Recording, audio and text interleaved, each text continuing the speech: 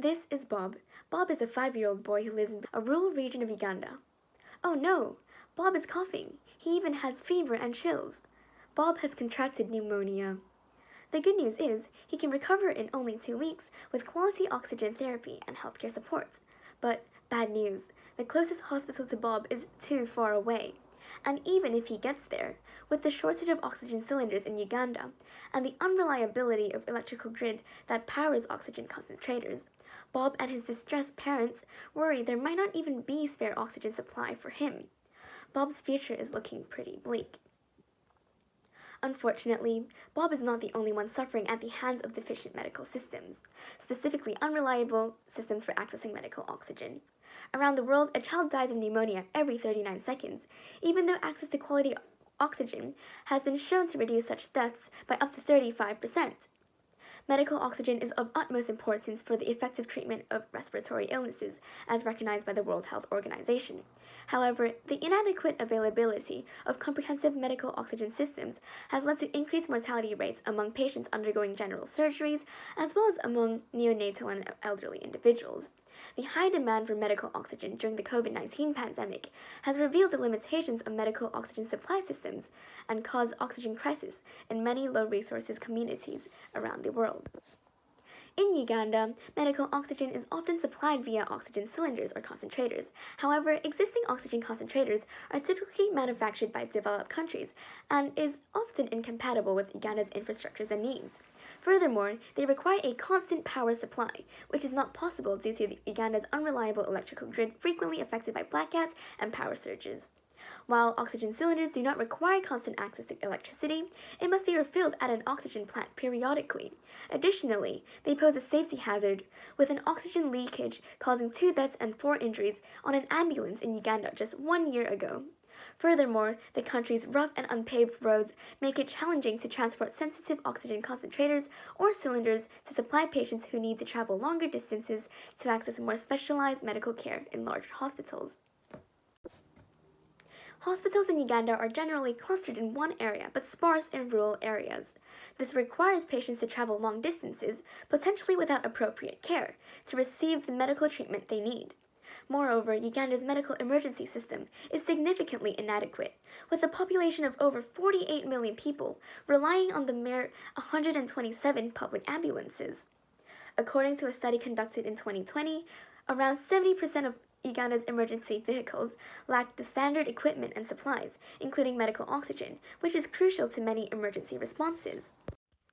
Here's where we step in, presenting the Solar Saver, a portable oxygen supply on the go powered by solar panels fitted on the roof of vehicles. Let's take a closer look at the schematics of the design. Solar panel. The top of the vehicle houses a various number of solar panels measuring 1.6 by 1 meters and weighing at 19 kilograms. These include existing ambulances and transit vehicles that may switch from transporting oxygen cylinders to providing medical support with the oxygen concentrator to rural communities in Uganda. These solar panels have a high efficiency, able to convert 15 to 20% of sunlight into electrical energy. One panel can produce between 200 to 400 watts depending on the conditions of the day. This energy will be stored in the car's built-in battery and through a transformer connects directly to the concentrator, allowing for a steady stream of medical oxygen to be generated. Pneumatic wheels. To combat against Uganda's rough environment, pneumatic wheels can be fitted on the vehicle to offer better shock absorption and a smoother ride on uneven surfaces.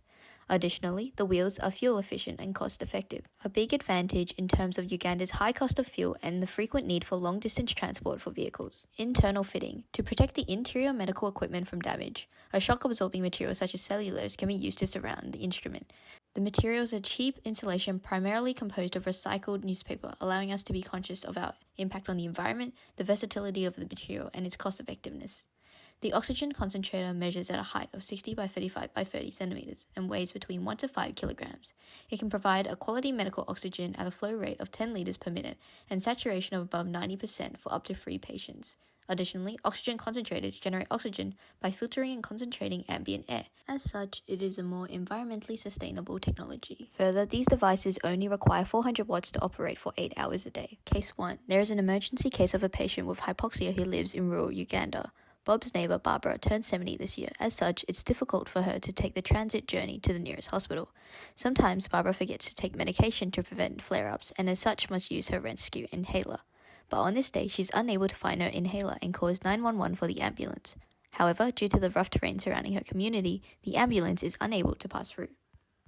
This is where our solution comes in. Not only is our vehicle adept in handling the harsh environment, but we also carry a larger supply of oxygen that is replenished through solar power. As such, the oxygen concentrator receives a constant stream of electricity despite the instability of Uganda's electrical grid. Additionally, Solar Saver doesn't rely on potentially dangerous oxygen cylinders, which most ambulances in Uganda are equipped with. This enables timely and safe treatment for Barbara's hypoxia attack and allows for the checkup of other patients within the community. Case 2. Solar Saver as an emergency vehicle. In case of an emergency, Solar Saver doubles as an ambulance for fast and safe transport to the nearest hospital. Additionally, in hospitals with a sudden increase in demand for medical oxygen, the Solar Saver can be used to help sustain the influx of patients. Limitations and further improvement. Solar panels. At present, solar panels face a limitation of maintaining optimal efficiency when covered by dirt, a critical factor due to the weather conditions of Uganda. As an improvement, we propose to include an adjustable mounting bracket to the roof of the vehicle, enabling the panels to be tilted towards the direction of motion, minimizing the amount of dust remaining on the surface of the panels. Additionally, the panels can be rotated towards the direction of the sun via an automated tracking system. 3D printing. To support the local community in Uganda, we propose a partnership with a 3D company to print the cellulose material for protecting sensitive equipment. Reflection. Once presented with the problem, we started by conducting comprehensive research about the medical oxygen supply situation in Uganda and any existing solutions. We tried to understand the specific needs of Ugandans. We then engaged in an iterative process of brainstorming, researching, and refining our idea, allowing us to explore different possibilities until we settled on an idea we both agreed on. Out of our 3 favorite solutions, we chose our final one based on the comparison of the following 3 criteria. 1. Feasibility. 2. Easy implementation. And 3. Is it an improvement on existing technology? The brainstorming phase was quite frustrating as it took a long time for us to settle on an idea. We thought of many ideas like a 3D printed clasps to secure oxygen cylinders, but many seemed to be designed just for the sake of designing rather than addressing the concrete needs of Ugandans. And so we decided to persevere through it, continuing to explore specific solutions that had been created before, and we focused on what we could improve to make the designs more efficient. A tip we would have given ourselves when starting the project would be to seek the advice and suggestion of mentors around us earlier in the design process to take in different perspectives, as at the end of the project we realized there were small features that we hadn't taken into consideration and may have assumed instead.